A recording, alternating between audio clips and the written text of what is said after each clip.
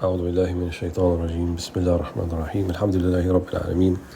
اللهم صل وسلم وبارك على سيدنا محمد المبعوث رحمة للعالمين وعلى آله وأصحابه ومن اهتدى بهديه واستنى بسنته إلى يوم الدين. تركنا على المحجة البيضاء ليلها كنهارها لا يزيغ عنها إلا هالك. ثم أما بعد، بارك الله فيكم وأسعد أوقاتكم ونور قلوبكم معاني الإيمان والإسلام والإحسان، وتقبل الله طاعتكم وطاعتنا من صيام وقيام وتلاوة القرآن إنه ولي ذلك والقادر عليه. Alhamdulillah, we are now in our 17th session and we'll be looking at the attribute or trait of Zuhd. And it's interesting because the word Zuhd only appears a few times in the Quran, actually just once in the meaning of Zahid, and that's قوله تعالى في سورة يوسف وشروه بثمن بخس دراهم معدودة وكانوا فيه من الزاهدين. So this is describing that caravan that stopped by the well in which Yusuf was placed by his brothers alayhi salam, and then they sold him. Sharoh hina means the meaning of sold, not to buy, and then they sold him دراهم بخس دراهم معدودة ثمن بخس, just a few dirham. وَكَانُوا فِيهِ مِنَ الزَّاهِدِينَ, and they were not that interested in him. So az-zuhd or shay az-zahid in the language means something that is small or little, or something that's not worth the trouble, maybe is another way to explain it. So while the word zuhd itself doesn't come with the meaning that we find in some of the hadith, and probably the most applicable hadith that talks about zuhud, the hadith of the Prophet ﷺ, where he said ﷺ, izhad fi dunya yuhibbuka Allah wa izhad fima 'inda nas yuhibbuka nas. So have zuhud, do not consider or do not partake too much of the dunya, and then Allah subhanahu wa ta'ala will love you. And do not look to what people possess, or do not covet what people possess, or be of the zahideen, not be disinterested in what people possess, what they have, and then people will love you. And then that's a lovable trait. In other words, where people feel like it's not just something that they possess or something that they own that interests you, but something about them, which would then be a mark of sincerity. And similarly for the dunya, we should be zahid in the sense that we are more interested in Allah subhanahu wa ta'ala than anything that is of the dunya. But the meaning of zuhud we find often in the Quran. إنما الحياة الدنيا لعب ولهو وزينة وتفاخر, and many verses that talk about this, that describing the dunya, hayat dunya, as لعب وله, as just play and frivolity, له. And in another verse, إنما الآخرة هو الحيوان, and the true life is in the akhirah.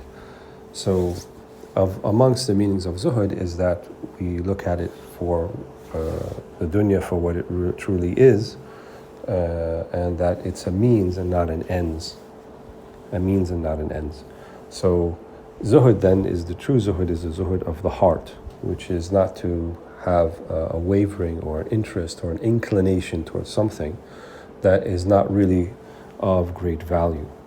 But people have difficulty with this because we're kind of pre-wired or programmed to like pleasurable things and to like things that make us feel good and to seek that out, whether it be food or drink or intimate relationships, and all of these things interest the person. So in Ramadan, during the daylight hours, we stay away from those things that are really intrinsic to our existence, food and drink, and at the same time we take pleasure in them, and they are inherent for our survival. But as we mentioned in the previous sessions, one of the wisdoms behind Ramadan, it kind of shows us what we're capable of, and that we can learn to do without these things, having to do without things. And usually if you're doing without food and drink, then you're very much not interested in anything else besides that. So it's as if your desires and your passions then are being kind of unified in just desiring food and drink. And Ramadan is 30 days or 29 days, and so as a result, as you grow through the month, then your capacity to resist food and drink should only grow greater. In other words, easier as it goes along. And then it kind of frees you up for all of the other benefits that come out from Ramadan, which would be a higher spiritual cognition, sharper thinking, even physical well-being. You give your systems a break, assuming that you don't overdo it during the iftar and during the suhoor, and just have kind of a balanced, nutritious meal at both of those meals. Then you'll find also that physically you're going to feel better, and mentally you'll feel better, and emotionally you'll feel better, and of course spiritually there's the myriad of benefits that we talked about. So this idea of a tark, right? Because we say that fasting is tark, is abandoning something. So is zuhud. So zuhud is leaving something and then freeing yourself up for something that is much more pivotal. And for someone who is trying to be on a spiritual path, some of the Arifun Billah, they say that zuhud is darura للمريد أو للسالك. الزهد darura. Right, it's a necessity, because you will be unable to divest yourself of your bad habits unless you're able to have some modicum of zuhud, some modicum of being able to resist things that would lead you to your bad habits, right? Because the way that shahawat, or that desires and passions work, is that if you fulfill one, it kind of then wants you to fulfill another one. So there's kind of a ladder that you go up, instead of cutting it off at the source, because that's the way the dunya is. It's very fleeting. It's not permanent. Nothing lasts. And so satiating yourself on a particular thing will not do it for you. You feel you need to want to be satiated with something else, and then something else, and something else. And that's why we also have the hudud, we have the boundaries of the sharia, because it's very easy then for one to, once they become bored and tired of a particular satiated desire, then they move on to another one that may be outside of the limits of the sharia, and so forth. And it's a very slippery slope. But the way to navigate that and to deal with it is to try to kind of set the boundary somewhat short of where the haram lies. And then when we talk about that, then we're actually talking about something else called al-wara, which is to be scrupulous. And some of the ulama consider the wara to be kind of a branch of zuhud. So zuhud is defined, at least from a sharia perspective, is to avoid the halal in order and to be more present with Allah subhanahu wa ta'ala.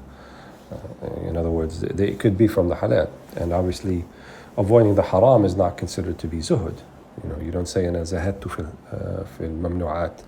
You don't say I have zuhud of the things that are haram, because you're supposed to stay away from those things already.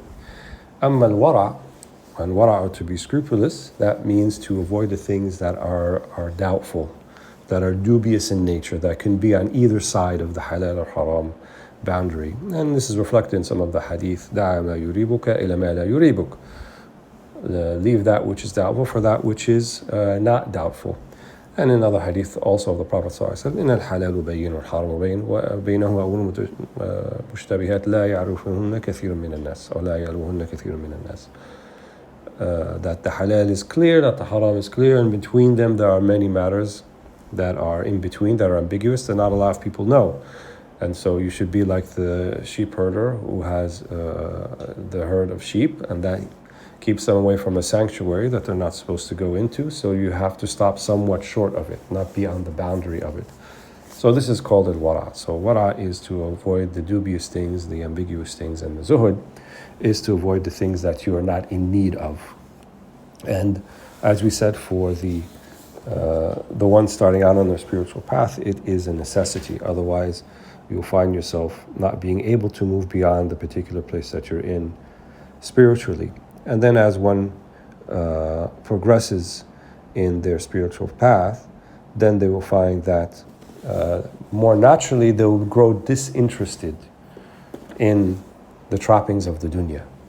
They'll grow less interested in what other people seem to be consumed with the latest fad or the latest fashion, or those things that are are marketed to us and propped up to us as if they are a necessity and we need to have them, when in fact they're not necessities, they're wants. And sometimes these are wants that are artificially constructed by others, something that we have nothing to do with. So who would think that they would want the latest fad or the latest fashion or the latest this and that, unless someone marketed to them, unless someone told them that, well, you should be having this or you should be, taking part in this. Otherwise, it may not have been something that they would have considered. So a lot of these things are artificial, they're constructed. They are done so not for our best interest, but for people who are just looking to make a profit, or at least trying to divert our attention to whatever it is that they're trying to sell to us or they're trying to market to us. So this is something I think someone, in the world that we occupy now, we have to be very, very careful about and try to navigate thoughtfully and with care and with with one eye, so to speak, always aware that things may not always be as they seem. So with Zuhd then, as one progresses, then inshallah they get to a point which is the Zuhd of the awliya, the Zuhd of the arifin billah, in that they no longer feel like they're doing any sort of Zuhd. They don't feel like they're giving anything up. Because when you give something up, then you're giving a value, you're assigning a value to that thing that you're giving up. That's why some of the arifun, they say, حقيقة الزهد ألا زهد. The reality, the true zuhd is there's no such thing as zuhd. Because that which is coming to you, you are going to receive. And that which is never coming to you, you're never going to get. So rather than they look to the qismah, they look to as-sabiqah, they look to what Allah subhanahu wa ta'ala has already destined for them. And that which is already destined for them, they're going to get. And so they take it with gratitude. And that which was never going to come to them, they do not covet because it was never going to be theirs to begin with. And then they become just solely focused and interested on the divine, on Allah subhanahu wa ta'ala. So this type of zuhud means that you don't see a value, that, as they say, istihqar ma zahadta fihi. In other words, to that which you think you previously were renouncing or denying yourself, you don't see as a denial anymore because you're not that interested in it, right? If someone tells you, why are you denying yourself thorns and pricks and, things that are painful, you say, I don't want those things anyway, so I don't feel like I'm denying myself or forsaking them. And so similarly, someone who doesn't see that the dunya has a qima, that the dunya has a value, then they see themselves as not really denying themselves anything, but that's the way they want it. And this is what they also talk about, istiwa al-halat. You're indifferent. So true zuhud is indifference. Whether you have this thing or you don't have it, it's fine. Because you're surrendered to whatever the decree of Allah subhanahu wa ta'ala is. So you're not looking for it, and nor are you trying to avoid it at the highest level. But if it's there, you say alhamdulillah. And if it's not there, then you also say alhamdulillah, because you're not desirous of it to begin with. And rather you are busy with Allah subhanahu wa ta'ala. You are busy with, as we mentioned, al-baqiyat as-salihat, those things that will remain, not those things that are finite and temporal and ephemeral, and you're not taking with you to your grave. And that should be our focus. And Ramadan is a wonderful opportunity for us to do that, alhamdulillah, because it shows us what we are capable of, and that Allah subhanahu wa ta'ala is most generous and most deserving of our attention, of our focus, and of our worship.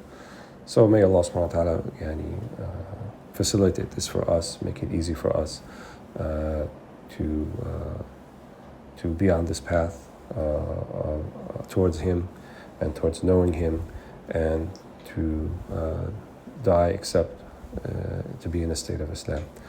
إنه ولي ذلك والقادر عليه الحمد لله رب العالمين والصلاة والسلام على رسول الله والسلام عليكم ورحمة الله وبركاته.